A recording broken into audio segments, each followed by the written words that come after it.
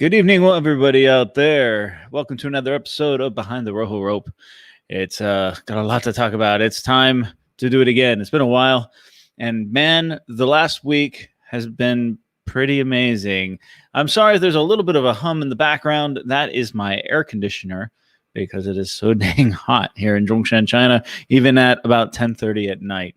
But I want to give a warm welcome to everyone out there. If you're watching live or watching on the replay, thank you for joining me. Again, lots and lots to talk about. This past week, I've had so much fun and so many amazing experiences, and I can't wait to share them all with you. We're going to spend a lot of time. I got a lot of photos and a lot of behind-the-scenes stuff coming up on the channel, and I'm sure many of you have some questions you want to ask me. By all means, hit me up. And then I'm going to share with you some news that I think is rather interesting. So we're going to be online for quite a while tonight, I think. Sharing the news. First of all, it is summer. Summer's hit July 1st. 4th of July is right around the corner. It's this weekend. So I want to say a happy birthday to America. Today is also the 100th birthday of the Communist Party of China. And it is everywhere. Let me tell you, man, all over my WeChat moments, everyone is wishing the party a happy birthday. There's ceremonies, there's things all over the television. It's quite a celebration. The entire city tonight, you can't really see it because it's 10:30 at night, but earlier this evening, the entire city was lit up in red. It was just something different. Usually it's multicolored, but yeah, everyone seems to be celebrating and having a good time here in the Middle Kingdom for that. Let's see. Oh, my birthday's right around the corner too, guys. You can wish me a happy birthday, right? If you want, buy me a coffee. Okay. But what have I been doing? Okay, so if you follow me on Facebook, then you've probably seen a few interesting photos. You got this, Rusty says. Okay, thanks, Rusty. You've probably seen a couple of photos of where I've been and what I've been doing, but I want to throw some context and some behind the scenes of all that. AC's dying down a little bit. Okay, it's really, really hot. I don't know if you can see, but I'm actually a little pink. I'm always a little pink in the summertime, but I mean, I was out on an island earlier this week, and there's no trees on this island, and I got burned quite a bit. Even though you throw, tons of layers of sunscreen on, you still get burned. But let's start with my trip to Zhengzhou. I talked about it in my last live stream that I'd be going to Zhengzhou into the bus factory, the Yutong bus factory, and I really had an amazing time. I love factories. I love cars. I'm fascinated with the way things are made, and this is one of the largest, I think it is the largest bus factory in the world. Just a gigantic place. It blew me away. You go to factories for various things. I'll show you some photos about this experience. This will be coming out on the channel very shortly, within the next week. Some of the behind the scenes stuff. Let's get some photos up on the screen so you can have some context of what I'm talking about. Nope, that is not the factory. Just a beautiful photo. What's this? Okay, I'll delete that. That doesn't belong there. How do I delete that? Delete. Okay, there's some old recordings I had done. Okay, let's start. Let's see. My photos are all a little messed up, so I have to find the correct photos to begin with. Okay, so I went to Zhengzhou, and I went here. Now, if you don't know, Zhengzhou is the capital city of Henan province, not to be confused with Hunan. This is Henan province on the Yellow River. I know when I hear people talking about these two provinces, I always get them confused. And to be honest with you, if you ask, I'd say 9 out of 10 people in the States about the province of Henan, they would probably refer to it, oh, I love Hunan food. That's probably how they would respond. And if you ask them, okay, what about the city of Zhengzhou? They probably would say, Zhengzhou? You mean like Guangzhou? No, Zhengzhou. They probably have never heard of it. It's a city. It's a gigantic city of about 10 to 15 million people. I can't remember. I mean, the numbers are always a little out there. I really have no idea how big, but it was gigantic. And when I was planning this trip, I had asked some people,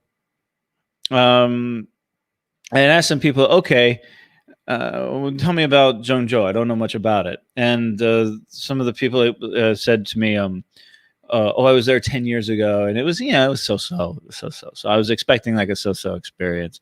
It's in the Great Plains of China. It's known as the Great Plains. It's a pretty flat land. There's a couple mountains here and there in the background. It's on the Yellow River. And I got there, and the first night I went to this. This is one of the largest steel towers in the world. I think it's the second tallest steel tower next to the Tokyo Tree, if I recall. There are many towers like this. I mean, the Guangzhou Tower in Guangzhou is much higher than this, but this one's still pretty. It's a gigantic, just spired stick. It's in a fairly newer district, I guess. It's surrounded by a bunch of new development. There's some apartments around there, but as you can see, it's pretty, Spartan as far as the area that is in. So it stands out in the city. It really is a landmark of the city. And we decided to go to the top. So Jack, I'll ask you a question here in just a second, brother. Okay. Let's see. So once you're at the top, this is what it looks like. Now these platforms are just these steel platforms, and there's two layers to it. There's an inner and an outer layer. And if you pay, I think it's like 100 RMB to get up to the top. And once you're up there, then you have to pay like another 100 RMB to have the catwalk experience. And that was fantastic. It was well worth the money, in my opinion. You get up to the top, you walk around this end, and we hit it right at the right time, right at sunset.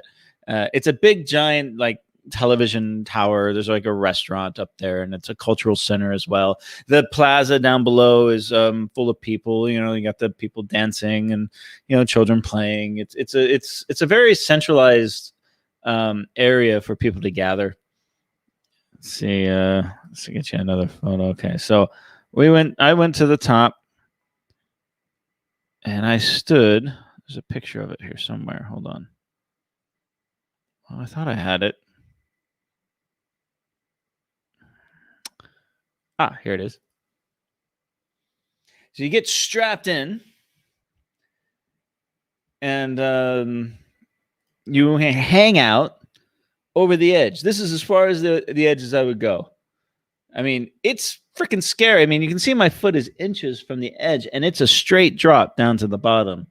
And it's a long way down there, boy. Let me tell you. I'm not the biggest fan of heights, but, being strapped in a little bit. I mean, there are two straps. There's got one on your back and then another one on your front. And so it really kind of limits you to how far you can stretch over. But if you wanted to, you can lean over it, and hang off the edge. And that's kind of what I was doing here. I tried to get a couple, my friends that I was with, tried to get a couple or pictures of me doing this, but it was not easy. And of course, those harnesses are not very much fun to wear. But I remember I took some video of it, and I mentioned to Dad, there are heights here. My father hates heights. Yeah, so that's what it looks like on top. I'm literally sitting with my feet over the edge, looking down on the city of Zhengzhou. Now, Zhengzhou is a growing city. It's a massive city. It's sprawling. It goes for miles and miles and miles.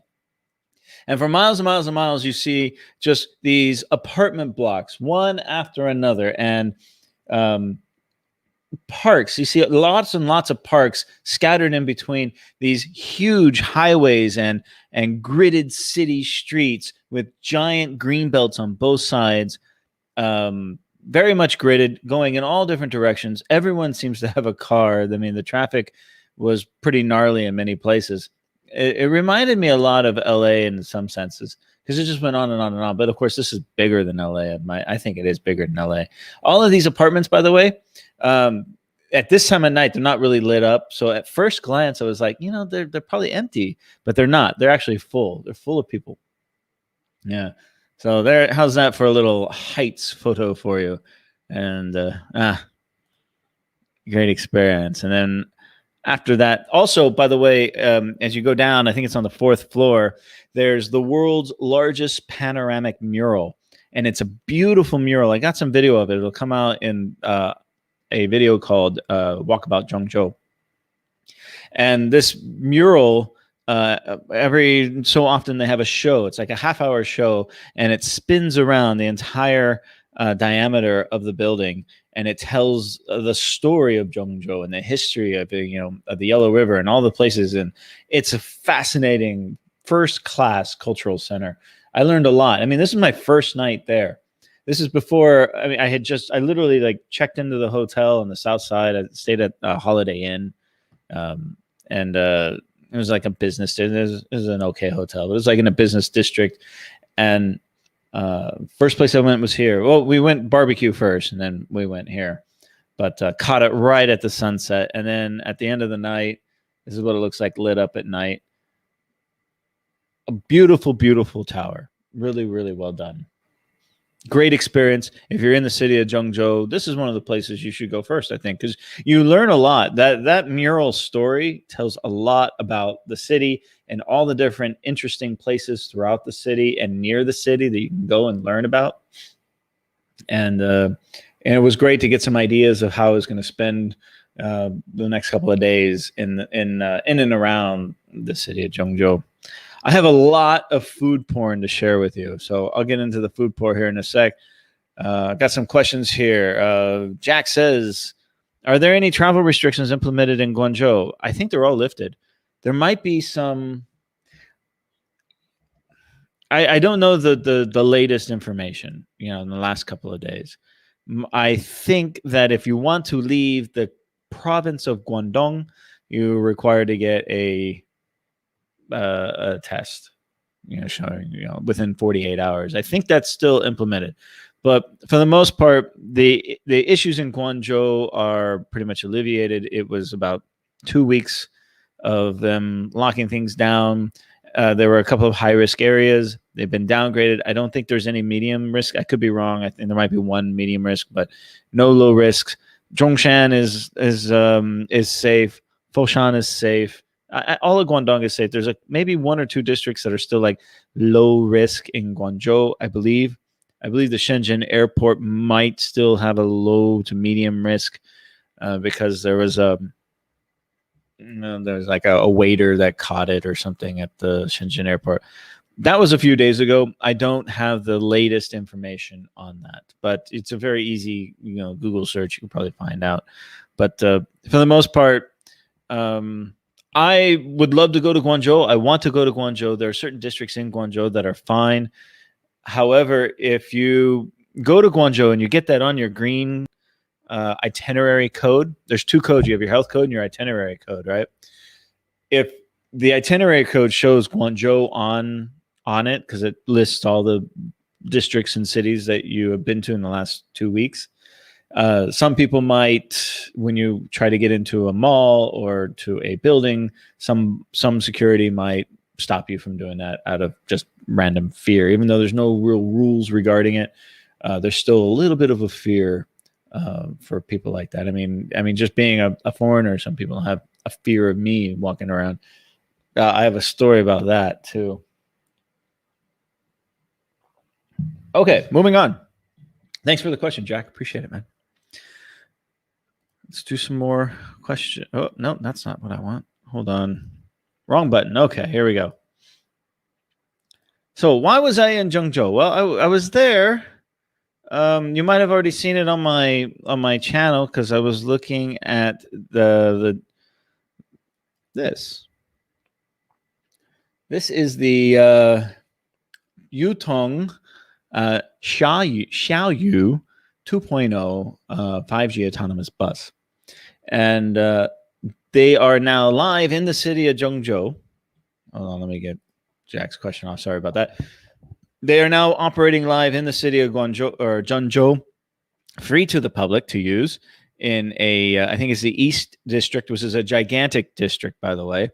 They're allowed, I think it's about 9 passengers per bus, and then they have one operator who's basically there just to ensure everything is safe and easy to go. But it is an autonomous bus, operating autonomously, charging autonomously, moving from one place to another, and navigating the traffic and everything autonomously. It is truly remarkable. I think the design is beautiful, by the way. It's simple and minimalistic yet elegant. And I love the big windows. I got to go for a ride. My next video that will probably come out tomorrow night uh, is me riding around on this thing and my experience and seeing some of the scenarios of some cars and a guy opened his door and a couple of people walking in front of it and how it reacts and how it monitors the surroundings, and also my general impressions of the build quality, the design features. A fantastic experience. It blew me away, really. I thought I was going to be really nervous riding around this thing, and I wasn't. I was actually very, very comfortable, and it was great. So I'm going to be sharing that with you guys probably tomorrow. I'm editing the video right now. So that's what I was there for. If you saw, I went to the Red Dot Award ceremony for Yutong. They invited me to their R&D department. Going to this factory, it was something that I always wanted to do, by the way. Ever since I heard about it, it was like, I want to go see this factory. So I asked him, can I get access to this factory? Will they let me on the factory floor and take video and just learn the process of them building these things? Not these, by the way. I didn't see this production line. I saw the big bus production lines. And I wanted to go there and experience that. I love automobile manufacturing. I love factories and how things are made. And this is one of the largest bus factories in the world. And I wanted to see it. And they gave me access. They gave me full access to see everything I wanted. It was so awesome. I was running around this factory like a kid in a candy store. You know, that there were some people there with me, but they couldn't keep up with me, man. I disappeared down the line somewhere, and you know, they were like, "Oh, Paul's gone again." So this is the Yutong bus factory. A gigantic, huge campus. And when I was on this campus, by the way, and you'll see it in the video, it's coming out in a couple of days. When I was on this campus, I didn't feel like I was in a factory. I felt like I was on like a tech campus, like a Google campus or Facebook or something. They had these autonomous buses riding around. That's how you get around the campus from building to building on these autonomous buses that run everywhere. I mean, it's these huge multi super block size, you know, campus that we were on. And they have small manufacturing, medium manufacturing, they have paint shops, they have dipping stations, they have a proving ground here, they've got storage, they've got canteens, they've got offices, of course. And it blew, and I was running around everywhere. They could not keep up with me. So I was happy to get lost in these places. Here, this particular line, there was a couple lines here. They were making double, like the trailer buses. They were making long distance coaches. This particular one is a new energy. I think this is an electric bus. Something like, I want to say like 40% of the buses they make are new energy, them being hybrid. They make fuel cell buses. I saw those there. They make the electric buses. They've natural gas buses, and of course, regular diesel buses as well. I can't remember. I can't be sure if this was an electric bus or not. But anyways, this is on a conveyor belt that moves this particular bus. This is just the chassis, the exterior. There's no interior at all. It's completely empty. And this one moves it horizontally, so it can change from one line to the other. And fascinating thing to watch. Very, very quick. This factory turns out a new bus one every 18 minutes. When you think of the size and the complexity behind this, and the fact that they're churning out one every 18 minutes, it kind of blows your mind a little bit, right? Okay, so let's see, what's this one? Here's another thing I noticed. I think this is one of their electric buses, one of their newer designs. Sorry, these photos I just took on the spree because I was busy filming it with video. In each bus, as it moves down, this is like this little conveyor belt right here. It moves on this little, ever so slowly. And each bus has anywhere from 8 to 30 workers working on it at the same time. In this particular one, I think you can see they're all kind of crowded around the beginning. There's like 5 or 6 guys working in that front area, the driver area of the bus, just teamwork, going at it, just, you know, assembling this and screwing this in and ripping the plastic off of this. I mean, it was remarkable to see the teamwork involved in this. The workers, I was allowed to go up to the workers. I was allowed to talk to the workers. I was say hi. I was allowed to get into the bus and kind of look around exactly what they're doing. I didn't get in their way. I didn't want to get in their way, but I was up in it, man. I was in there with the camera, seeing exactly what they're doing, and they were happy. They were happy that I was there. They were very responsive. It was a wonderful experience, and I was so impressed with the teamwork coming from these guys. It was remarkable to watch. Awesome. This is one of those, trailer buses, those extended buses. They had one of those lines as well.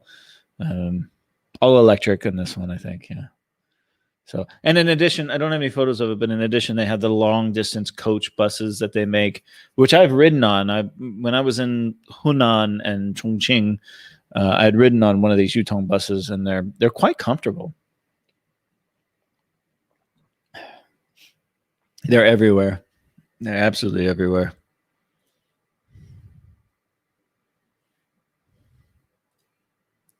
Good evening, Mona. Thank you for joining me. All right. I have so many stories from this trip. It's unbelievable. After I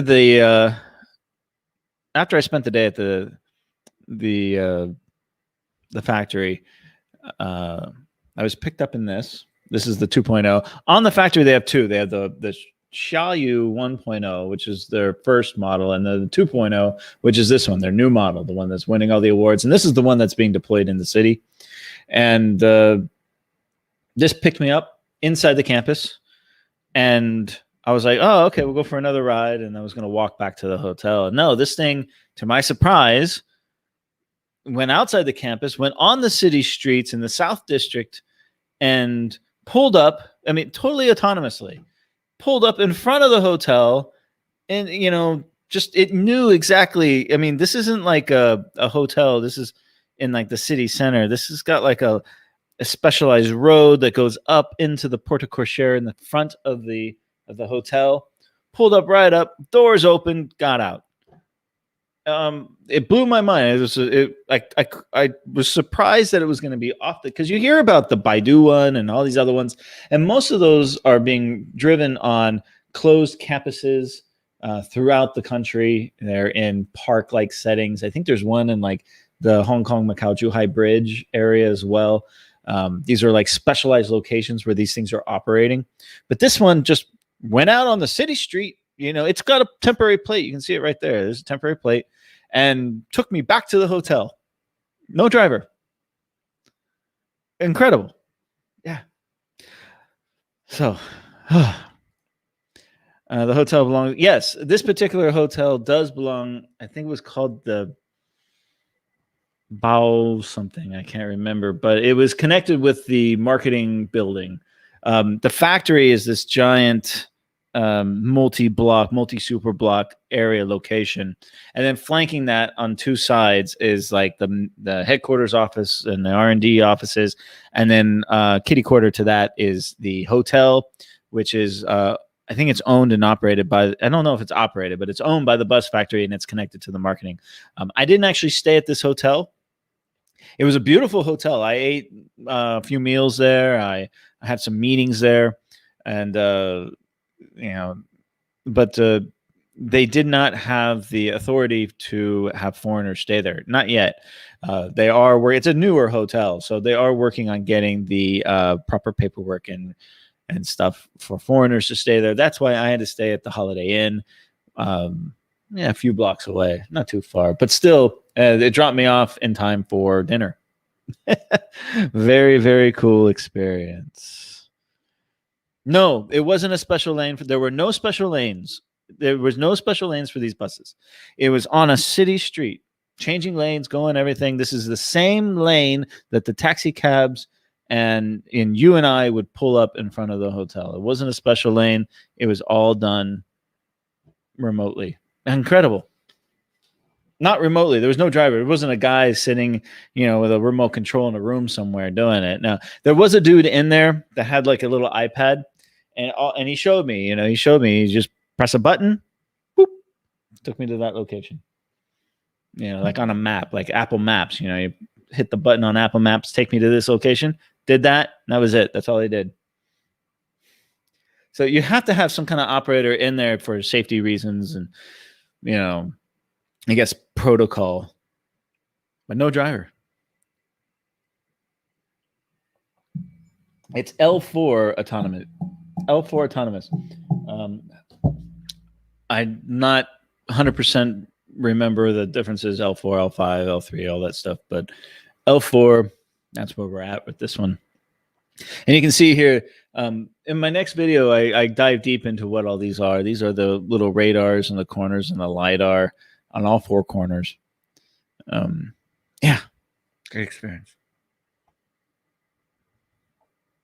Okay. How about some food porn? Okay, so in Zhengzhou. Oh, wait, I'll share with a couple more. So this is at the ceremony. I had the honor of placing one of the name plates. If you watch the video, you can see that was a great honor, and I thanked them for that. And here's a special treat. They have, next to the hotel is their marketing building, and they have a bus museum. I think it is the first bus museum in the entire, I don't know if it's the only one in the world, but it was the first one in China. And it's not open to the public. Not yet. It will open any day, any week. I mean, it's finished. And I got a private tour of this museum. This is just one of the things where you can sit and drive a bus on the city. It was not as easy as it looks. It was pretty damn hard. But this is the only photo I got inside the museum. I got a lot of video of it. This museum will be open to the public. You'll have to have a special, call ahead and make a reservation. It is a first-class museum, and it's not just a museum about the company. It's a museum about the history of mobility. It starts with walking to horse carriages to the very first streetcars and public transportation to all the different buses throughout the world. There is a really good balance of public transportation history for the particular company, which is Yutong. Also, all bus companies in all countries. It was the history of mobile public transportation in this museum with very interactive exhibits. This is just the VR part. This is a small part, actually. They've got incredible video experiences, things I've never experienced before in my life. And they had like 4D theaters and amazing. They had an RV you can go sit in. It was amazing. Everything interactive, everything in both Chinese and in English. And if you're ever in the city of Zhengzhou, I highly recommend checking out the Yutong Bus Factory. Not the bus factory, the Yutong Bus Museum. I think they call it the Yutong Park or something along those lines. It'll be in a video coming out this week. So you get a behind the scenes look of this museum before it even opened. I was so lucky that when we went back to this hotel, they said, "Hey, you want to go check out the museum?" I said, "Yes." I had heard about the museum before I came, and I had inquired, "Hey, can I go into the museum?" They said, "No, it's not open. It's not open." And then all of a sudden, like by my surprise, they said, "Hey, I was ready." I mean, I was ready to take off. I was going to be going up north to the northern part of the city to another hotel, the big JW, and I was going to spend the rest of the weekend there. And he said, "Hey, no. Before you go, come spend some time at this museum." And the museum blew my mind. I was so excited to go there. If you're in the city of Zhengzhou, got to check it out. It will be very popular, I'm sure. Okay. This autonomous bus are sold in many countries. I don't know. I don't think the Yutong one is. The Baidu one, maybe. I don't know. I think Baidu has more of them, but again, they're specialized. It's an older technology in the Baidu one and smaller. This one's a little bit bigger, and this one's got the latest technology in it. I mean, I can feel the difference. I rode in the first generation of this bus while I was on the campus, and it was a great experience, but it was a little rough around the edges as far as the braking and sensing things. It would brake abruptly. And then when I got into the 2.0 one, it was like night and day. I felt like there was a real driver anticipating things. It really was a step above that of the first generation. There's this new generation, and it just makes me think what's going to happen in the future. Yeah. Liam, thank you for joining me, brother. Right over there, man. We'll get you on the show sometime, man. I mean, only 10 pounds. Why didn't they make it bigger? They will make it bigger. Again, this is a microcirculation bus. This technology is being implemented in some of the larger vehicles eventually, but baby steps, man. Baby steps. Baby steps. You know, a fleet of these. There's a couple. I think like 100 of these running around the city right now. And you know, you get another 200. You know, depends on the needs of that particular part of the city. But this technology will be coming to the larger buses eventually. I mean, that's the future, right? That is the future. We start small, get bigger. But you're right; they are coming. The Navia. I don't know the Navia. Where are they from? Oh, it's a European company. He says. Oh, okay, that's great. Yeah, guys, this is the future. This was my first experience with a autonomous bus.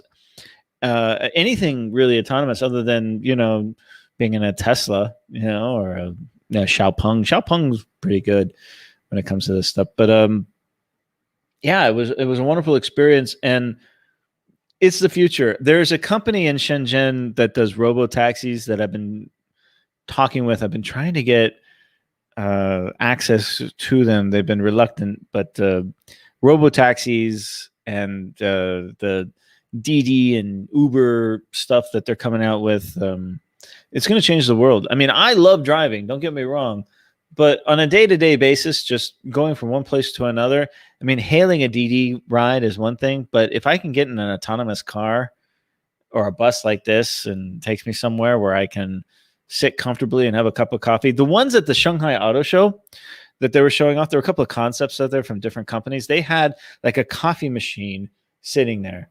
So you can literally walk in and there's like the coffee table is interactive. So you just like press a button, you can pull up some video, or you read the newspaper on your little screen. They had these you sit down, they had these little iPads that come out and you can just like watch some media or read some news or something, get a cup of coffee, come to the coffee machine and charge your phone while you're at it, play games. That's the future. I mean, if you get on a bus now, I mean, they're super crowded, you're holding the thing, you're shoved in there, and I mean, you're trying to look at your phone or play a game or something like that. I'd be interested to see what happens in the future with this, with the way we interact with a city and get around a city. It was a great glimpse. This is going on right now. By the way, this museum that I was at, they actually talk about the future of autonomous mobility and what they envision as the future. Literally, they had versions of this bus where you see guys on a treadmill, running on a treadmill inside one of these buses, and on a little stationary bike, lifting weights inside one of these buses as it takes you to work. And then they get off the bus. So they have like gym versions of it. There was a coffee shop version of it. I think I told you there's like a guy making coffee and you're hanging around. There was like a restaurant, you can go dining, grab a bite to eat, and there's like a robot arm that makes you your food and then serves you your food while you're sitting on the bus going to work. I mean, this is really neat. A lot of great stuff coming. All right, moving on from that. I got a lot to talk about today. I mean, the last week has just been crazy. There's a couple more photos. Okay, yeah, this is me just filming. This is like a press day. Within 2 days, this is 2 days before they went live in the city. And I was allowed to go here and get full access to it. And then we went for a little ride. It was a wonderful experience. I got video of it all. Let's see. Just me having fun at night. Oh, wait, you can't see it. I'm sorry. Here you go. Yeah, this is me having fun at night. Where's that? This is that press day I was telling you about. I'm not the press. I'm just a independent vlogger. But I asked. They said yes. Yeah, it's amazing what you get if you just ask. The worst thing they can do is say no. They said yes.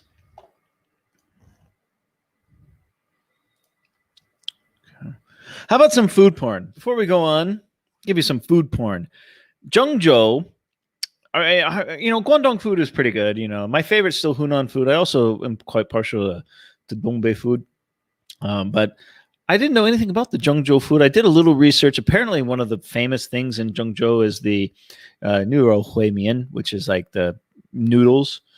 And so I ate like a freaking pig. All right, here's some dishes. This is chicken, pork, and beef in a soup broth. Delicious. Some food porn for you guys. I know I'm hungry. You guys like my food porn. Here's some other ones. So we went to this restaurant. This is the entrance when you come in. Fantastic restaurant in the city center. Again, the city's just I don't know if it was a city center because the city is so big and everything is under construction and there's so many new things and new buildings and new restaurants. This is on like a second floor, some random office building mall thing in some part of the city. I have no idea, but it was a fantastic restaurant with birds. There were a lot of birds, in this. I guess the owner loved birds, and there was like a bird sanctuary in there. So, some of the food we had, some of this is local, some of it is not. So this is the Peking duck, which I love, of course. I mean, I've had this all the time. It's one of the best things about living in China is the food, right? This is like a wasabi shrimp. Oh, this was so good. It was like a wasabi sweet shrimp. This was not a cheap meal either. This was an expensive meal, but well worth it. We had some beef cuts. These they look like pastas, but these are actually shredded or they're vegetables. They're just different vegetables. They're made to look like noodles, but they're not. This is the hui mian, the noodles. It was okay. It was good. It was worth a trip. This one I think had some chicken in it. But I had to have the famous local dish, so I got it. The dessert, and I can't remember what this is, but this is like it's like a jimbing godzip pancake kind of thing with shrimp. It's crispy on the outside, very soft on the inside with shrimp inside. Fantastic. Very, very good. So that is my food porn for you guys. Again, all of this will be coming out in the Walkabout Zhengzhou episode. And this is just the tip of the iceberg. I did a lot of food eating when I was in Zhengzhou. You can see these types of thinking in a lot of EV cars now, like Neo and Xpeng, since the car itself is digitized and part of IoT. What's IoT? What's that acronym? Cars are becoming more like an extended home personal. Yes, they are. And you're right. I haven't seen much of Xpeng. The Xpeng driving. Focus. Getting a little out of focus. You guys will have to deal. The Xpeng driving technology is really impressive. I've not driven an Xpeng, but I've been in the passenger seat of an Xpeng while this autonomous driving thing is going, and it was very, very, very good. I really enjoyed it. The Neo, I like the Neo. My buddy Fernando has a Neo. I've ridden in a minute. There, you see them everywhere. I'm not sold on the battery swap thing as a viable market alternative. They're trying to make it, but it's really expensive. We'll see if that works out. But Neo does have some very interesting things coming out. I've researched the three main companies extensively: Neo, Xiaopeng, and Lixiang. And the one that they all have their good and bad things about it. Xiaopeng and Neo are fantastic companies.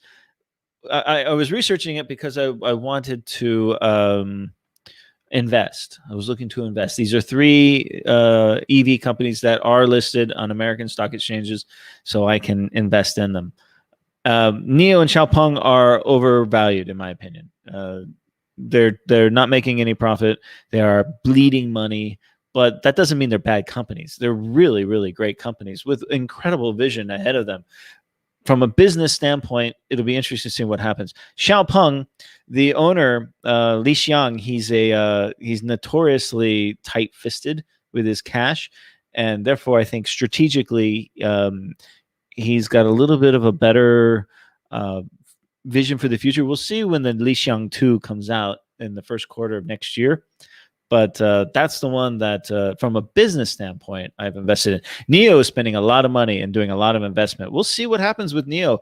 What I was really impressed with at the Shanghai Auto Show, Neo had one of these autonomous cars that looked like a living room. If you go to, I think it's part 3 or 4, you can see it.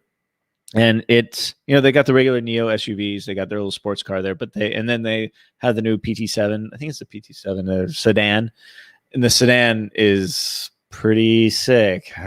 Watch out for the Neo sedan, but they have that concept vehicle that looks like a living room, and I have mixed feelings about this. I like the idea of sitting in like something like that and being driven around, and with my friends going to dinner,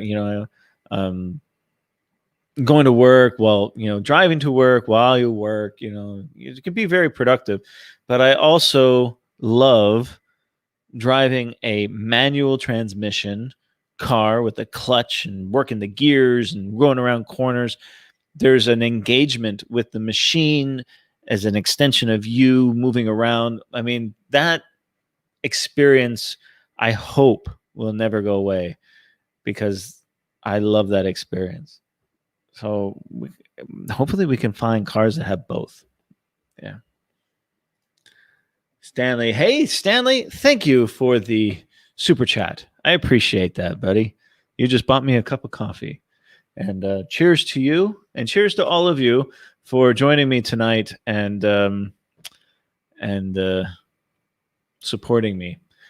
This is a completely independent channel, 100%.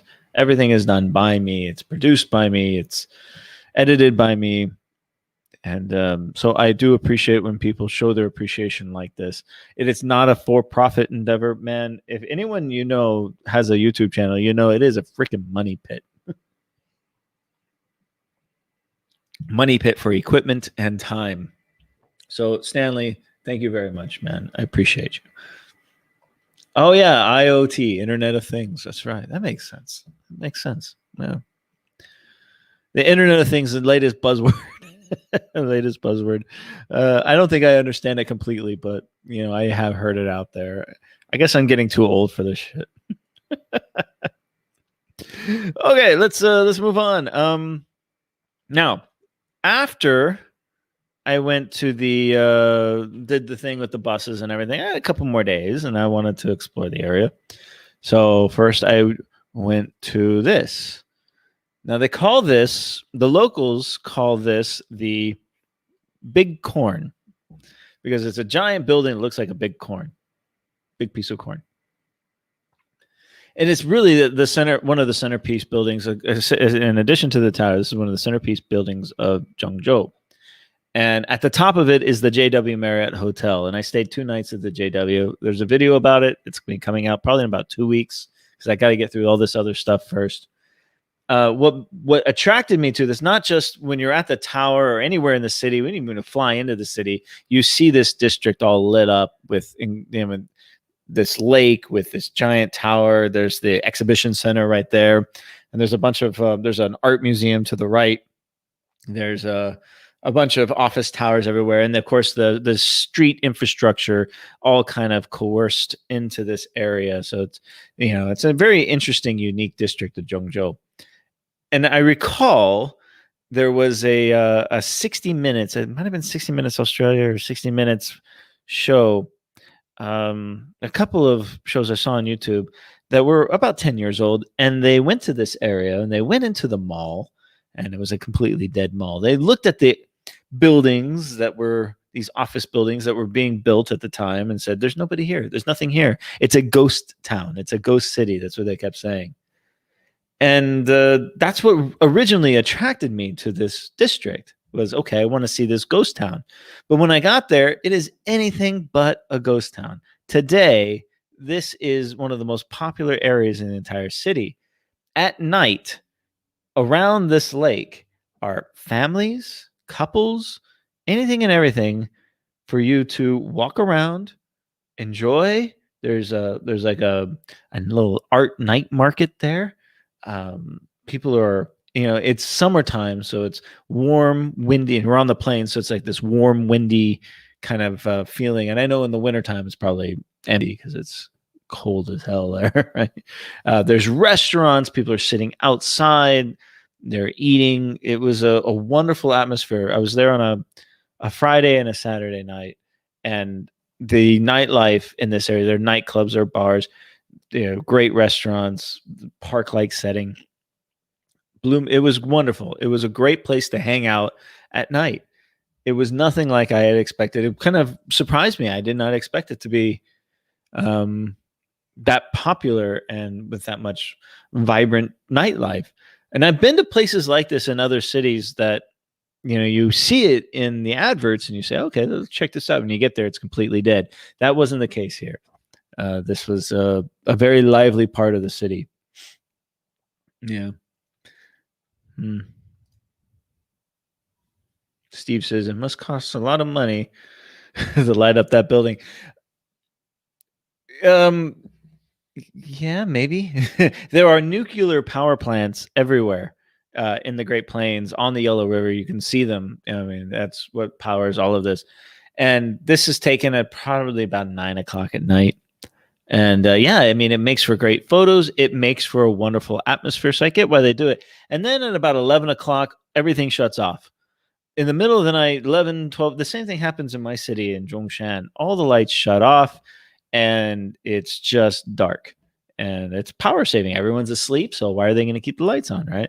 So everything's shut off. Now, this building in the center, you can see it's all lit up, right? That's an exoskeleton to the building. And it's full of LED lights that are just coordinated I mean, what they're able to create with these LED lights, full on maps of the world and airplanes flying on it. It was really remarkable. I stayed on the 51st floor of that building in a hotel. This is the JW Marriott. This is the room. It opened in 2013, 2012. So not quite 10 years old yet. So had a little bit of age to it, but it's still very clean. It's a JW Marriott. Very nice. And as you can see, the room is lovely. But the view outside, because this exoskeleton with all the lights on it, the view of the outside kind of is obstructed. So you are on the 51st floor and you want to see this beautiful nightscape of the city, but half of it is blocked by that exoskeleton of the lights. It's an interesting, unique architectural feature of the building, and I get why it's there. The flip side of that is you can't see much out of it. But at night, man, I tell you, when I was on top of that steel tower looking down, you can see this area, and you can see these streets, these giant highways that are moving towards the center of that district where that building is. Fascinating.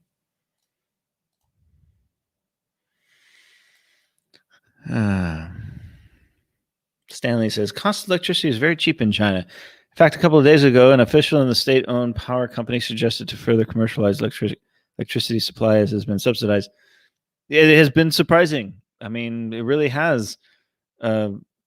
Utilities in general, at least in Guangdong, I know it's different in other parts of the city, but utility costs in general in Guangdong, coming from Southern California, where you run your AC and your electric bill can be a few $100s a month. I mean, the most I think I've ever paid for all of my electric, sewer, water, everything, maybe 45, 50 US dollars. That's the most I've ever, and that was in Shaolin when I had a big apartment and two ACs running in the middle of July, you know. So yeah, it is remarkable. My water bill is next to nothing. I mean, if you live in Southern California and you have a lawn, um, your water bill can get quite expensive. But here it's 10 renminbi, $1.50, $2 a month, and that's what I pay. I mean, I know in the north it's a different story because you know, they don't have as much water up there. But here in Guangdong, I mean, it's super super cheap. Yeah. Heavenly, all these years for the local government local to have cheap electricity. Yeah, it is. I mean, when utility costs are low, you know, production goes up, and it is very heavenly. It is nice. It's a nice thing to have, and that's not just, by the way, for electricity and water. My cell phone, my phone. I've had been in China for 5 years, and I have never paid more than $10 a month for my cell service. And I'm streaming stuff, and I'm, you know, right now I'm on Wi-Fi, but when I'm in the car, I've got the maps going, I'm searching things, I'm streaming music, I'm streaming video, and yeah, it's on 4G. I don't have the 5G thing yet. Maybe one day soon, but yeah, I don't think I've ever paid more than $10 a month for my phone. And so that's why when you see the accessibility of the phones here, everyone has a, because you can get a Xiaomi phone for like $100, right? Little smartphone, Android ran smartphone, right? Throw a SIM card in there for $5 a month. So you understand, even the poorest of the poor all have a smartphone. It's this is true. There's like one homeless guy. There's more than one, but I mean, there's one homeless guy here in Zhongshan. Everyone knows him. He hangs out in front of Lihe Plaza. I see him here, and he knows me. I've never given him any money, but he knows every time I walk by. He's like, you. I'm like, yeah, no, it's me. Yeah, he's a harmless dude, but he's been there for like 5 years. The same place. He hangs around in that area, right? But you know, he begs for money. You know, and some people give him money, but he's also got a QR code. He's got a little Weixin QR code that you can scan and give him money on Weixin. That's just the way it is here. And, all right. Okay, let's move on. One more story to tell you guys about, and then we'll get to the news. I know this is going to be a long live stream.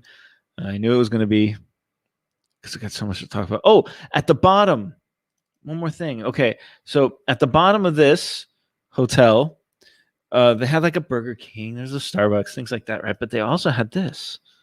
They had this. This is Tim Hortons. Yes, they have a Tim Hortons at the bottom of this. These are the two donuts that I bought. I ate them. I really inhaled them. But it was great to have a real donut. We don't have Tim Hortons. If you don't know Tim Hortons from Canada, we don't have Tim Hortons in I don't think we have them in Southern California, but we definitely don't have them in Guangdong. So I took advantage of it. Yes, and I have gained a lot of weight in the last few months. I have. My foot, just being busy with the term, teaching, and this channel, and just life in general, and not eating well, and not exercising as much as I normally do, I've gained a lot of weight. I think I'm the heaviest I've ever been right now. And as you know, I have a mountain bike here. Tomorrow morning, I do plan on going mountain biking tomorrow, and I will be filming it in Guguishan. I've got it all planned out. I got the clothes set up. I've got the bike rack on the car ready to go. So tomorrow I will be going mountain biking, and hopefully, starting the process this summer of losing, the little belly fat that I got and eating right. It's also part of just getting older, I guess. But yeah, couldn't say no to the Tim Hortons. Could you? All right.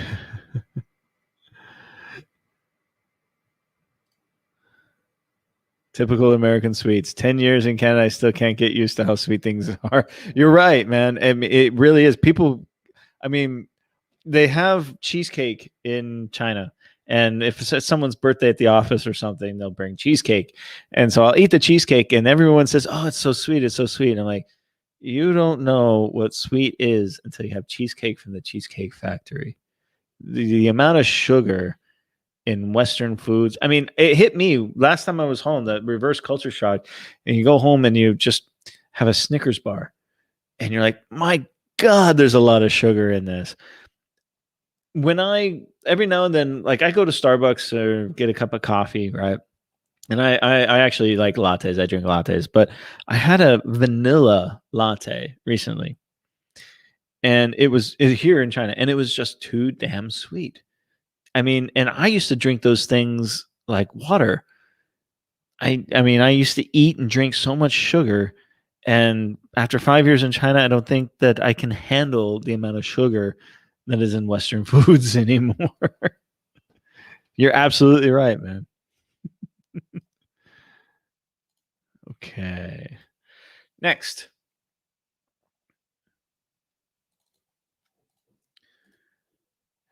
One of the great things about the city of Zhengzhou is that it is near Songshan or Song Mountain and the Shaolin Temple. And when I was first making the plans to go to Zhengzhou, I knew that I was going to have to spend a day or 2 days. I only spent one day here checking this out, because this is the birthplace of Zen Buddhism. This is like the world famous Kung Fu training center. This is the Shaolin Temple. Shaolin monks, right? Everyone knows this. So I wanted to go experience it. Now, my Chinese friends told me, Paul, it's not what you think. You're going to go there. It's heavily commercialized. It's not, what you see in the movies or what you think about, and they told me that most people, when they go, they're actually a little disappointed. So I took a DD from my hotel out to Song Mountain, where the Shaolin Temple is. Costs like 200 renminbi, about an hour and a half drive. And, the temple is beautiful. It really is. This is the temple. It's big. The paint is very new.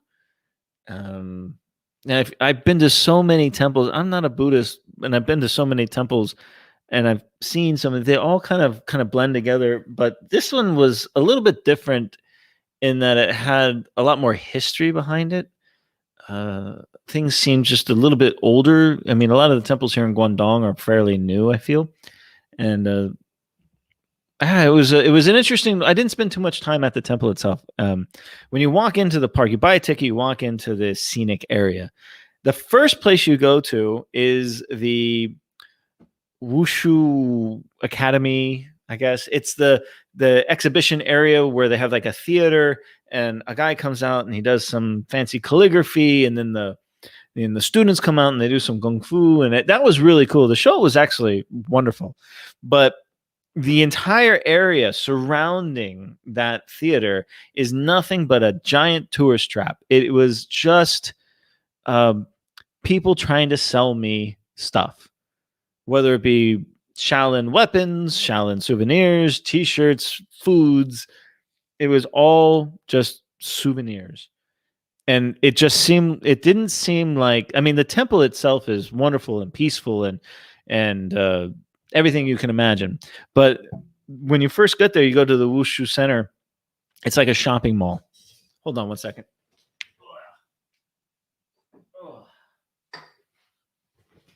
Stanley, tonight, little Canadian club. Just a little bit to wet my whistle.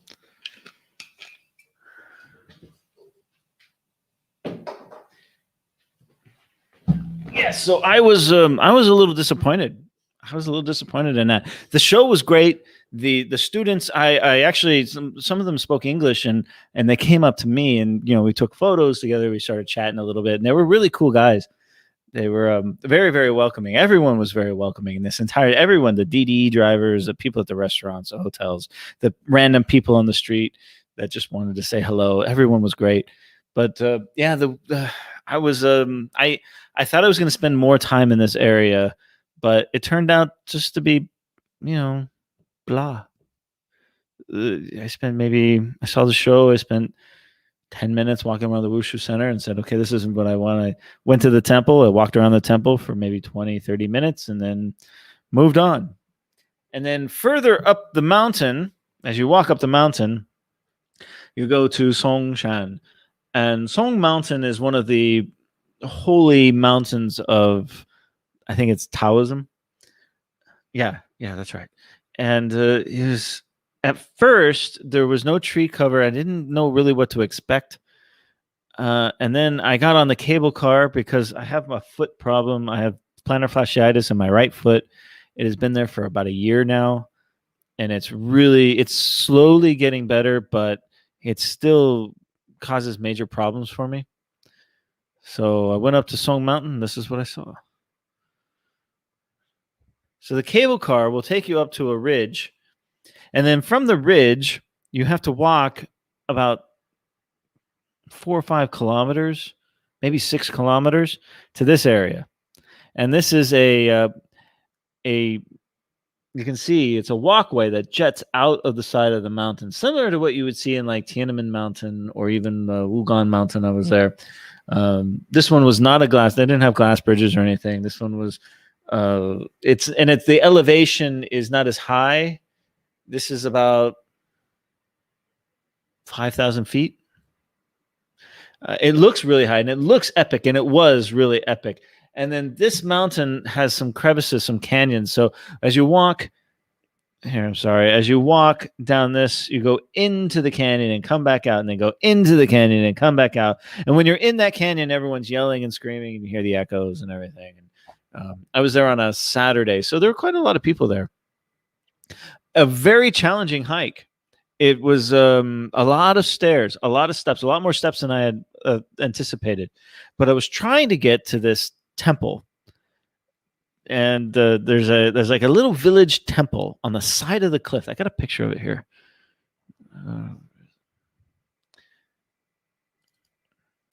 You can see it right there. There's a little tiny one right there, and I was trying to get there.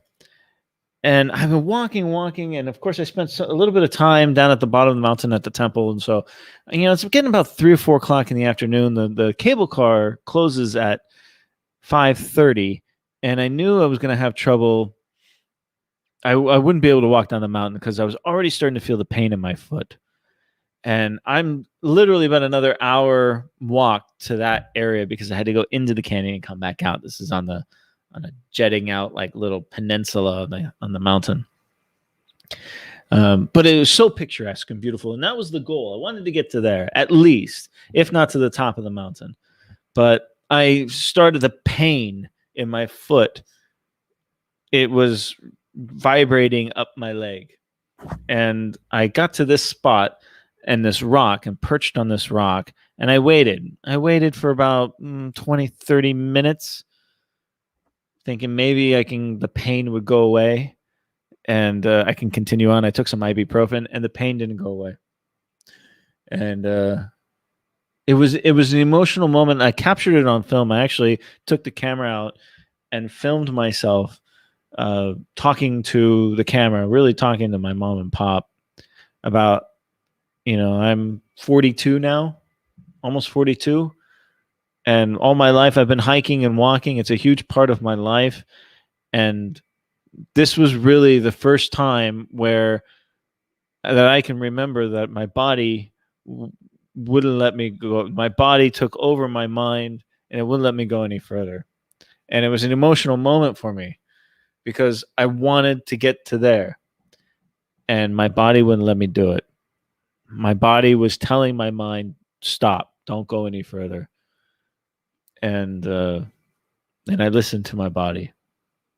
So I stayed here, took some photos, had a little snack. And I stayed on that rock for about a half an hour, 20 minutes, half an hour. hoping the pain would go away after I took the ibuprofen, and it didn't go away. It worried me because now I would have to walk back down the mountain. Here's another photo of this little suspension bridge on top of the mountain. I would have to walk back, and I'd have to get back to, and this is not a straight line. This is not downhill. This is up and down both ways. It's a struggle. I mean, I was soaked in sweat. I was really, really tired at the end of this. I was able to get back to the cable car right before it closed, right before the cable car closed, and get back down the mountain. And when I got to the bottom of when I got to the cable car, I was in pain. When I got to the bottom of the cable car, you still have to walk another 2 kilometers, 3 kilometers back to the main entrance.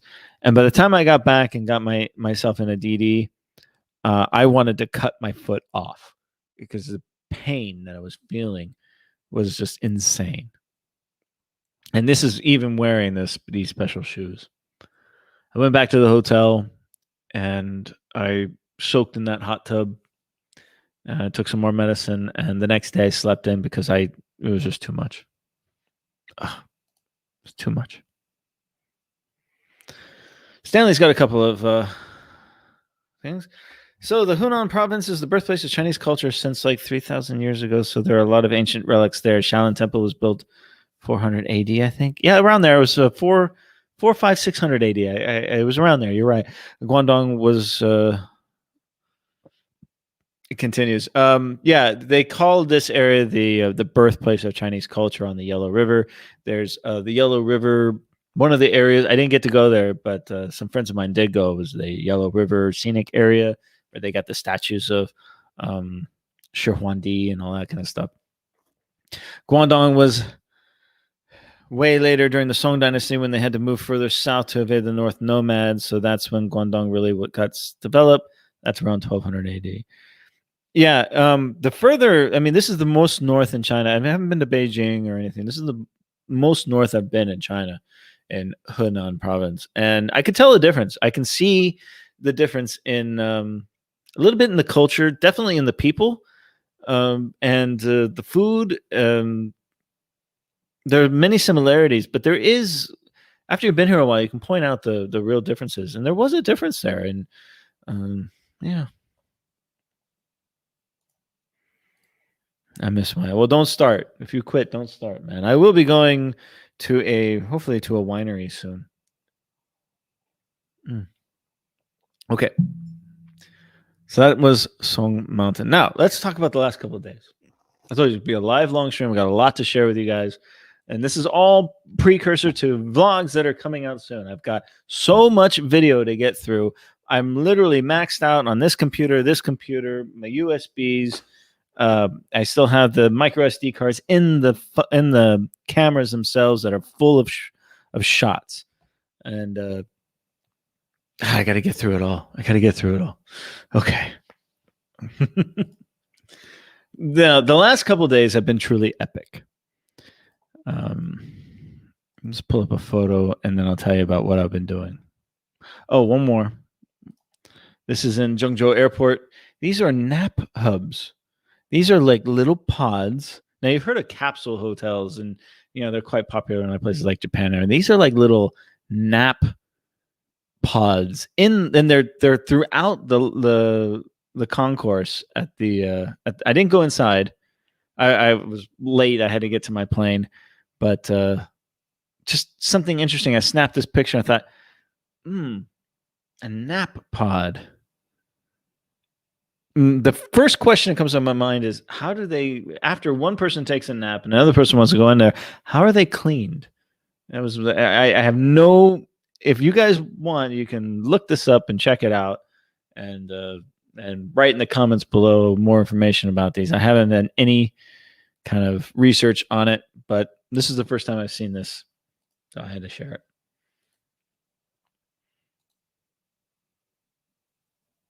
Okay, last couple of days. Where have I been? I have been here. I live in zhongshan, Guangdong, which is part of the Pearl River Delta. I've done videos in the past about real estate here. Now, everyone knows about the Hong Kong Macau Zhuhai Bridge. It's the world's longest sea bridge, and it's an amazing bridge, an incredible feat of engineering, a wonderful, wonderful thing. But nobody uses it. I mean, the average person does not use this bridge. I mean, it's mostly for either very, very wealthy people who can afford to use it, or for buses going to and from Hong Kong and Macau. Uh, Maybe some freight as well. But in order for the average person to use it, you have to have your car has to have multiple registrations for mainland China, Macau, and Hong Kong, plus all the different insurance for these three areas. So the average person doesn't use it. It's giant and it's almost completely empty. Now, that won't be the case forever. I mean, eventually in time, this thing will be a very, very important link between the west side and the east side of the Pearl River Delta. However, where I live in Zhongshan is between Macau and Guangzhou.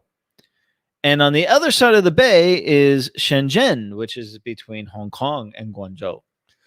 And now, for me to get from the city center of Zhongshan to the city center of Shenzhen, I have to go up through Nansha, up through Guangzhou and the Human Bridge, and then back down into Shenzhen. And depending on the traffic, because that Human Bridge can be a nightmare, it can be anywhere from 2 to 3 hour journey to go 30 kilometers across the bay. Now, I can take the ferry across the bay. It's about a 45-minute ferry ride. But once I'm there, then I'm at the airport. Then I got to get on the subway. And I'm still about a 45-minute subway ride into the center of Shenzhen. So there's things. So this bridge is called the Zhongshan. I feel like the Shenzhong link, the Shenzhen Zhongshan Bridge and Tunnel Project. I've talked about it. You can look it up. It's one of the largest infrastructure projects being built right now in China. Planning for it started in 2010. The building started, I think, in 2016, and it's scheduled to open in 2024. These towers that you see here, these are 1, 2, 3, 4, 5, 6. 1, 2, 3. These are the towers of the Lingdingyang Bridge, which will, when it's completed, will be the tallest sea suspension bridge and the largest suspension bridge in the world. Each one of these towers is about it's about the equivalent of a 90-story building. They're massive. I mean, the photo, you can't see it. So anyways, I got full access to go out and see it. I've been trying to get access to this bridge project and see it firsthand for years. And over the last 2 days, not today, but the last 2 days, I got to go out there and see it. I got to get a tour of the whole place. I got to see things that most people don't get to see. I got free reign to run around on this thing. Almost no supervision, by the way. I got stories about that. I got to see where they're building the girders, how they're building the girders. I got to walk on some of these girders before they're lifted into place. And then take a boat ride out to the West Island. Now, there are 2 bridges. You have if you're going from Zhongshan to Shenzhen, first you hit the Zhongshan Bridge, which is a really big bridge. And then further out, you get to this bridge, which is the Lingdingyang Bridge. And this is this spans 7 different waterways, this bridge, and over 4,000 vessels per day go underneath this area. It's a massive, massive project. This is an 8-lane highway. Okay. Once you get to almost to Shenzhen, then there's an artificial island that was built. They call it the West Island. It looks like a big giant kite. I don't have a picture of it. I'm sorry. But if you look it up online, you can see it. Now, this kite island is a man-made island. And it's they built it in like 4.5 months. It's incredibly fast. And this is where the bridge area will connect to an underground tunnel. And the tunnel rests on the seabed. And it's larger than the one that they have in the Hong Kong Macau Zhuhai Bridge. And they did this because it will pop you out on the Shenzhen side right at the airport. So it goes underneath the ocean for about almost 7 kilometers. Incredible. So not only did I get to see the factories where they're making the girders and a couple of the other things that you need, that the massive amount of material, and there's over 10,000 people working on this project right now. Truly incredible. out to the island where I met the head engineer, who was this very, very short, very, very short little Chinese guy, but he had a presence about him. He knew, he was a smart guy, man. He knew what was going on. He just had complete authority over everything. Really, really neat guy, and a couple other engineers I got to meet as well. Went around the island. They've got some girders up already. They haven't actually connected the bridge section with the island section yet. That area, in fact, I have a photo of that. Maybe I can show you.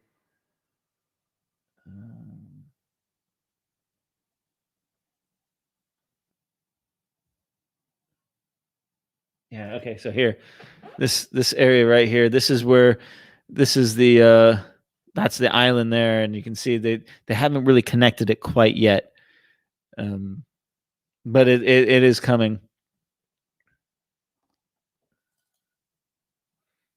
This is out on the boat, headed out there, doing some vlogging. This is going to be a big, big vlog for me, guys.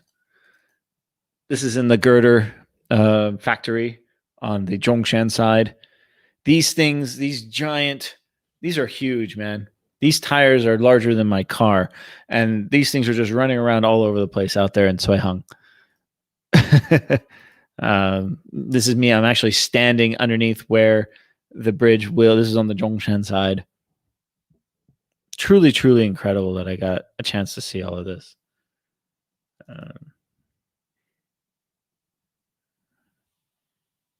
Just doing some filming. Yeah, out on the boat. No way, we'll do this one first. Oh, so this is the entrance to the tunnel, down into the tunnel. Now, this is the exact point where the island meets the bridge section. This seam right here. This is where these things are about 168 meters long. They weigh like 60,000 tons. They're built in Guangdong, and then they're shipped. They're like towed by a special boat, a boat built just for this, out in the area, each one about the size of a medium-sized aircraft carrier, and then they're lowered onto the seabed. And this is the first one. This is the actual area where the island meets the tunnel. And I got to go into this tunnel. I got to go walk into this tunnel and down into this tunnel and check it out. And that's where I met one of the engineers who spoke a little bit of English. I got to interview him a little bit. And you can see here, this is like a little model of the island itself. And he was explaining a lot of things to me. They had a couple models. I got some great footage of the models, guys. Great footage. And an amazing, amazing project. I won't give away any more than that, but this was a once in a lifetime experience. I've been trying to get out there for years. Not many people have had the average Joe can't come out here and see this. It was a lot of work. A lot of people went into making this happen for me, and I can't thank them enough for this. I'm an engineering fan. I have an engineering background. When I first heard about this bridge being built from Zhongshan to Shenzhen, I was fascinated with the project from the very beginning. I've been going out to Suihang and checking it out. Whenever I'm in the area, I always go by and see the progress. And they finally made it happen where I could spend 2 days literally in the thick of it. Think of it all. These guys live on this little island and work there every day. So wonderful experience. Again, coming out soon on my channel. Yeah. MT asks, how is your foot now? It hurts. It's fine now. Here's the thing, in the morning, my foot hurts. I wake up, I walk around, it hurts. I wear the Nike Pegasus shoes. I have 2 forms of them. And I did a lot of research for if you have plantar fasciitis, which types of shoes you should wear. And these ones came up. I've been to the doctor. I've got the medicine. I'm doing all the stretching. I've done the x-rays. It's not bone spurs. It is simple plantar fasciitis that just won't go away. And it drives me freaking crazy. And it is very, very, if you've ever had it, it's the plantar fasciitis is the muscle. or the tendon or muscle or whatever at the bottom of your foot that connects the front and the back. And you can stretch it by moving your toes like this. You can stretch that muscle right there. And that's the one that's inflamed, and it's extremely painful. And I know why I have it. It's because I used to be a barefoot runner, and I hit the trail really, really hard once, and that's what caused it. And now I'm suffering. I need it to go away. I really do. I've had it before. I've had it once before,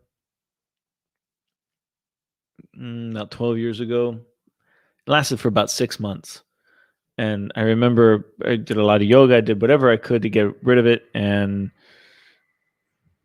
this one's been a year now, and it's still not going away. And this hike that I did on zhongshan, I knew it might have been a problem. I was wearing the good shoes.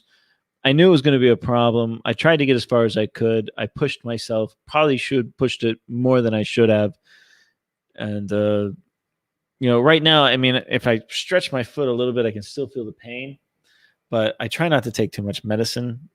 But yeah, in the morning it'll hurt. I wear a special sock that stretches the foot. I wear that at night, and that does make a difference. I don't wear it every night. The nights I don't wear it, when I wake up in the morning, I feel the pain. But if during the day walking around with these shoes, I don't feel it. Right now, I'm not wearing my shoes, and I'm stretching my foot right now and kind of extending it a little bit. Anyways, enough of my foot. Damn foot. What's the cost of getting on that bridge? Cost zero. I didn't pay. I just begged.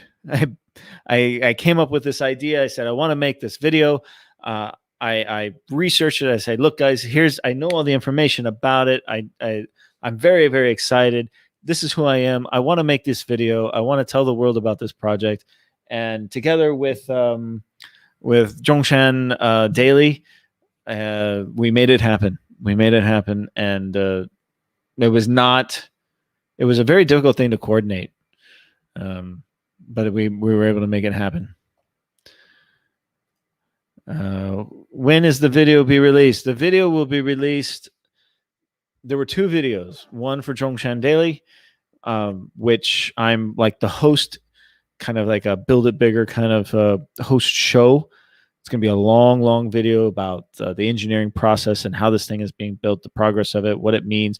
Basically, that 2 to 3 hour drive to get to Shenzhen will be cut down to 20 minutes when this project is finished in 2024. And they are on schedule.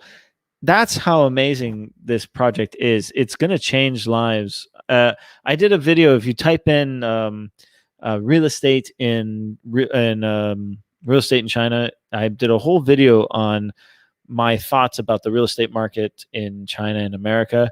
And a big part of that was Cuiheng and this bridge and what it means to the city of Shenzhen and Zhongshan and the entire Pearl River Delta area, and what it's going to do to real estate prices and people's lives in general when this link is completed. It really will change this whole area for the better, I think.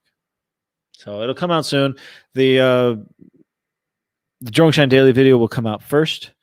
I still have to get through Zhengzhou. God, there's like ants. Why are there ants here? I have no food here. Go away. Why are there ants? Disgusting. Anyways, sorry. That video will come out first. I have to get through the Zhengzhou stuff first. I have about 7 videos for Zhengzhou, and then I will release the bridge video. So about 2 weeks. 2 weeks for the video to be released. I have a good friend, a very good friend in America who swears by acupuncture. She says that it's the greatest thing ever. And I don't know. I'm a little worried about it, to be honest. I don't know if I can do it. Nick One says, hi, just discovered your channel. Thank you, Nick. Welcome to the family, man. We're in Foshan and love the RV life. Keep up the great work. Great. Do you have an RV, Nick? I dream of the RV life. I'm putting something together right now, hopefully for September. We'll see if it comes through. But my dream is to have like some kind of stealth camper and travel around China in an RV, The infrastructure is still in its infancy here, but it is growing very rapidly. And I think before long, the RV life will be a thing in China. I think that this industry is going to explode in the next 10 to 20 years, and I want to be a part of it. Thank you for watching my videos. I did a walkabout an RV show in Guangzhou a couple months ago now, right? Kind of give you an idea of what I'm looking at. If you don't know, Daniel Dumbrill has an RV. He's done a couple of videos about that as well. But this is something that I can't sleep in the back of my SUV, my little Havel, So I want an RV or a stealth camper van or something like that. So I am looking into that one day soon. I mean, the Zhuhai Macau one, it must be expensive for normal people as it is still that empty, or maybe the demand just isn't there. It is expensive, but remember, the real reason why people don't use it is because you have to cross the border to do it. Most people don't cross that border in a car.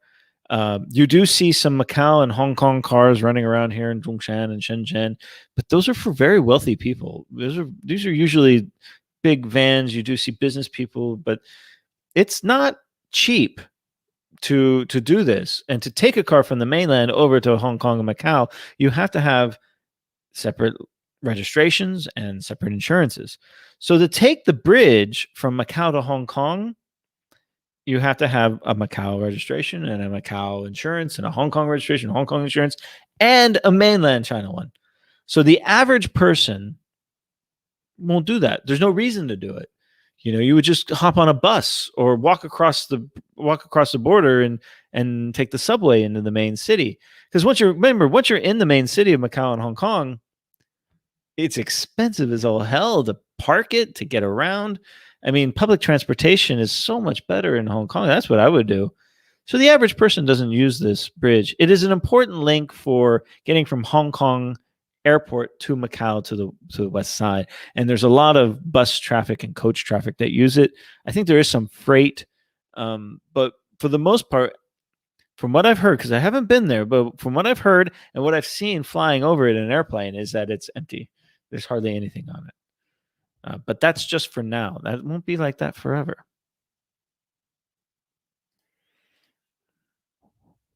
Yeah, he's done some things on it. I've talked with Daniel about it. I'd love to talk more with Daniel about areas to go, because I'm a big camper, and you can get a rooftop tent, not too expensive, but finding places out there, infrastructure to support the RV life is difficult. I'm talking about camping areas, places to plug in the electricity to camp for a night. I mean, that type of infrastructure is difficult to find. Okay, going to the news. I said this was going to be a long live stream. I gotta get to the news, guys. A couple of things to talk about real quick. Let me get rid of all these photos. We don't need these photos anymore. God, I opened a ton of photos and I shared an hour and a half.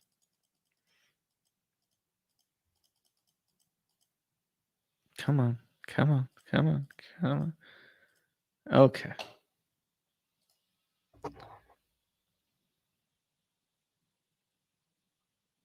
That's the other thing, Nick. You're absolutely right, is underground parking. I mean, you have these ones with a big bubble top on top. Those won't fit. So even if you're in a big city and you want to stop off at the Walmart to pick up some supplies or anything, you can't fit that in the subterranean parking. So getting a smaller minivan style, one that can have a pop up like this I think that's a better bet, because you can store it anywhere, you can park it anywhere, and you can use it as a daily driver. So that's kind of what I've been looking at.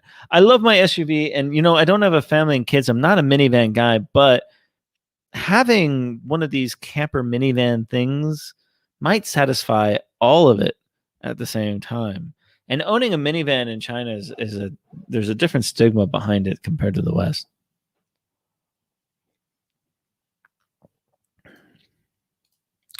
Okay, the news.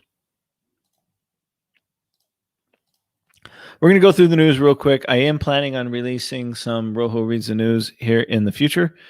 But until then, Borg Ward, Auto, owned by Chinese travel and auto services firm UCAR, to undergo bankruptcy proceedings. Now, if you don't know Borgward, I think it was like a European company, if I recall. So they'll file for bankruptcy this month. Strange name, but I think it was a European. I could be mistaken. Don't know much about it. They're interesting cars. I've seen them on the road. I've never actually sat in one, other than like at the auto show or been driven in one. I like the designs of them, but not go. Borgward is inevitably doomed. It never made it. No buyer is interested in taking it over, so bankruptcy is by far the most preferable option. Founded in Germany in 1919, Borgward started out on a par with BBA, but went bankrupt in 1961. In 2014, Photon Motor Group, a subsidiary of Bike Group, that's Beijing Auto Industrial Corporation, acquired the Borgward brand for 5 million euros. Wow, that's it. Just 5 million euros and you got the brand. Later manufactured cars primarily under the Beijing Borgward brand in China. Upon its launch in April 2016, the Borgward BX7 gained significant orders. That's a tiny, not tiny, but compact SUV. It's a good-looking car. It really is. Sustaining sales of 5,000 vehicles for several months and hitting 6,000 vehicles per month at its peak. The early success of Borgward was even regarded as a classic business case worthy of study and admiration. In 2017, however, the monthly sales of Borgward BX7 slipped to around 3,000 vehicles. Too much competition. Lots and lots of competition out there. It's a dog-eat-dog world in the auto industry in China. And even though they had great designs, and from what I've been told, the quality of these cars is pretty good, they just couldn't make it. Yeah. Borgward came to a close again after just 4 years due to multiple deficiencies in profitability, brand power, and product power. So, sorry to see that Borgward will be going away again. Maybe it'll be revived again. I mean, they bought it for 5 million euros. Maybe they can do it again. All right. So Borgward, rest in peace. Guangzhou to build makeshift quarantine center for international travelers. Everyone's been asking me, Paul, when can I come back to China? I don't know. The rules change so often. I hear some people are able to come back. Blondie in China just got back. She documented her whole experience in the going through the airport and going through the quarantine systems and everything. Great video. If you don't know Blondie in China, she's an Australian girl that vlogs. She speaks really good Chinese. She does excellent videos. Highly recommend her channel. She documented. It was a wonderful thing to watch. She was very, very detailed in the experience. You can learn a lot. I learned a lot about that.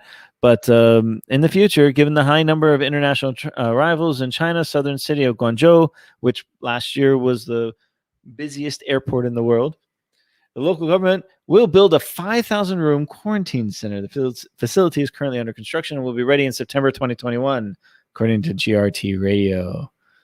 So it's kind of what it looks like. Looks like a college campus or a low-cost hotel, maybe. This is what it's going to look like. Renderings are probably always better than the real thing. Here's the quarantine facility. It's going to be standard. This is going to be the way of life for quite a while. These quarantines, traveling in and out of China. I would love to go home. I can go home tomorrow if I wanted to, but getting back into China is another thing. Quarantine center will be built on about 257,800 square meters of land in the Baiyun district, where Guangzhou Baiyun International Airport is located. Renderings of the center published on social media by Nanfang Plus show floor-to-ceiling windows in unfurnished rooms and a barracks-like design layout from bird's eye view. Yeah, that's what it looks like to me. It reminds me of military barracks. That's exactly what that's what it reminds me of. It reminds me of my time on the service. Yeah. Okay, so quarantine hotel conditions have been hit or miss in China. So at least with this new facility, you know what you're getting. I've heard that too. Some of the people who've gone through the quarantine will say great things, and some people will say bad things. It all depends on which hotel you're in, which hotel you get it sent to. This is going back to the Borgwarg. From the poster, the link, it should be a German brand. Yeah, it is, or was a German brand. Nick One says German, I think. Yeah, they're used by Hertz a lot more than their rental SUVs. Borgward? Is that what you're talking about? Chinese is acquired to return to China. I mean, required to return. You know, the system in place when when I've heard people talk about when they're coming through that quarantine system, that checking system, here coming back into Zhongshan, both foreigners and Chinese nationals, and then watching the Blondie in China video. I've never talked to Blondie in China, but that was a really, really great video. It really showed the behind the scenes, detailed what happens each step of the way. I'm pretty impressed. I'm pretty impressed that the systems are in place to catch these things. When we had the breakout in Guangzhou, that was one thing. Okay. And the systems in place to deal with these types of things. Very, very impressive. Very impressive. Yeah. But for right now, the Chinese vaccine is required. That's the one I got. I don't think that'll last. I don't think that'll last forever. I think it's only a matter of time where countries, not just China and the rest of the world, but all countries will have mutual understandings of certain vaccinations, vaccine passports. The vaccine passport idea is not a new idea. They've had the little yellow vaccination passport for South American and African nations for quite a while. So this idea of having a vaccine passport, it's not a new idea. It's been around a while. And that's fine. Just get the vaccine, get a record of it. You're good to go. It's the quarantine. Now they are talking about, I don't have the story, but they are talking about dropping the quarantine requirements between mainland China and Hong Kong in July. Now they've said this before. They've said it many times before. Whether or not it actually happens this time, we don't know. But I just read something in July. They might be dropped. We'll find out. This Zhongshan, third in the country of air quality. We were so proud of our city when we saw this. Everyone's been talking about it. Zhongshan, good air, was on the list again in May. Zhongshan's ambient air quality ranked third in the country from January to May. The reason behind this is a great article. It goes into the reasons why this is, not just because we are in Guangdong and we're on the Lingding Sea and the South China Sea, and so we get that airflow coming in. We've also made great strides, this whole Guangdong Pearl River Delta area, in reducing CO2 emissions, not just from factories, but from buses and cars and everything. Considering the amount of people live here and the amount of economic output that this place is responsible for, air quality is pretty good in this area. But Zhongshan ranked number 3 right there. Boom. It's another reason why I enjoy living. Here's Jiangmen is in there as well, number 6, right next door. Zhongshan was called Fragrant Mountain in ancient times. Xiangshan, I think it's called. That's why it's rich in fairy flowers, named for fragrance. The Wugui Mountains. This is the reason why, in my opinion, really Zhongshan has great air. Not only just the green space in the city, surrounding the city is the Wugui Mountains. I can see them from my apartment. I've gone out there hiking many times. You've seen them in my videos. And I think they call it it's the back garden of Zhongshan's natural oxygen bar. It's true. It really is. It makes a difference. And from my apartment, looking out over the center of the city with the mountains behind it, it makes for a beautiful backdrop as well. It's one of my favorite things about this city, living in this city, is the Wugui Mountains. It really makes the city that much more livable compared to other cities. Shenzhen also has some really great mountains as well. Dongguan too. Yeah. A couple other photos. The green lung of Zhongshan. Great hiking. Wonderful places to explore. I'll be going out to this area tomorrow to do some mountain biking. Very excited on the new bike. Yeah. Oh, there it is. Zhongshan. This is Shumuyan right here, I believe. Yeah. Okay. I'm getting tired. A couple more things. I'll forego the interior. Can't enter without a vaccine right now, but that's going to change. I think it's only a matter of time before, they start allowing the other vaccines in. This is the new footbridge. They finally opened it. Man, they built this thing quick.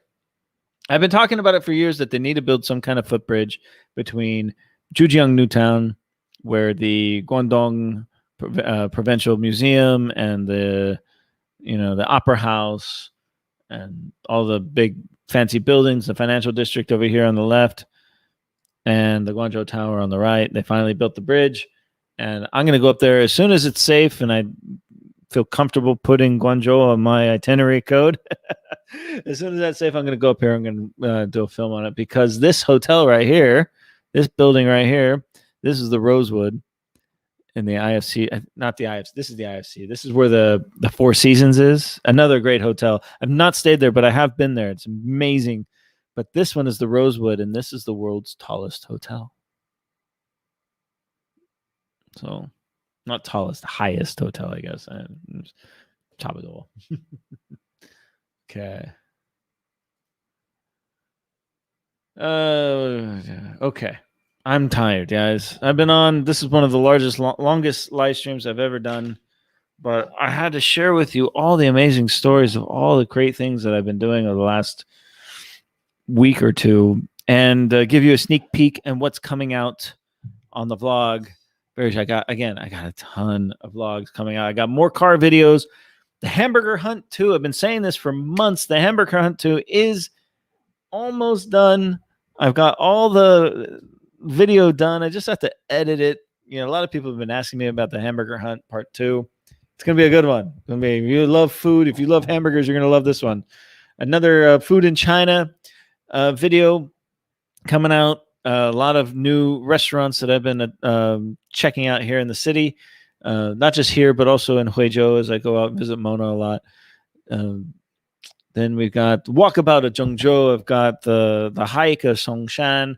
I've got 3 more coming out on the Yutong bus factory. I got riding on the 5G. Got the museum. I've got the Shenzhen Zhongshan bridge project, which is going to be one of my favorite. I mean, I've just looked through some of the raw footage and it blows my mind. It's something I've worked very, very hard to get done. And finally, I got the footage done. I haven't even started on the editing for it.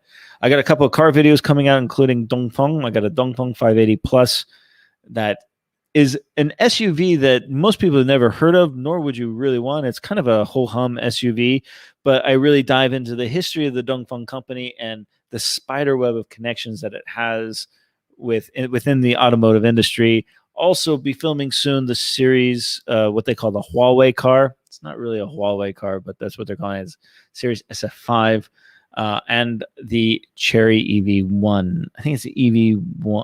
It's a small little, it looks like a smart car, but it's a little EV car. Also a Buick, filming a Buick, the Landwind, a couple other car videos coming out, as well as mountain biking. I'm going to go mountain biking tomorrow. I'm going to try and film some of it. China Randoms coming out as well. Lots and lots to talk about. So thank you all for joining me. I appreciate all of your support. Stanley, thank you again for your support. And hang in there with me, guys. Got a lot coming up this summer, including hopefully a trip to Beijing, a road trip to Guizhou, Guilin coming up. I want to do a yoga retreat in Guilin with Mona. We both are yogis. We can go out there and do some yoga. Lots of great stuff. A couple of surprises coming up. More factory visits. Got one in the works. Maybe even a winery or 2. So until then, thank you all for joining me, and we'll see you on the vlog in the future. Bye-bye.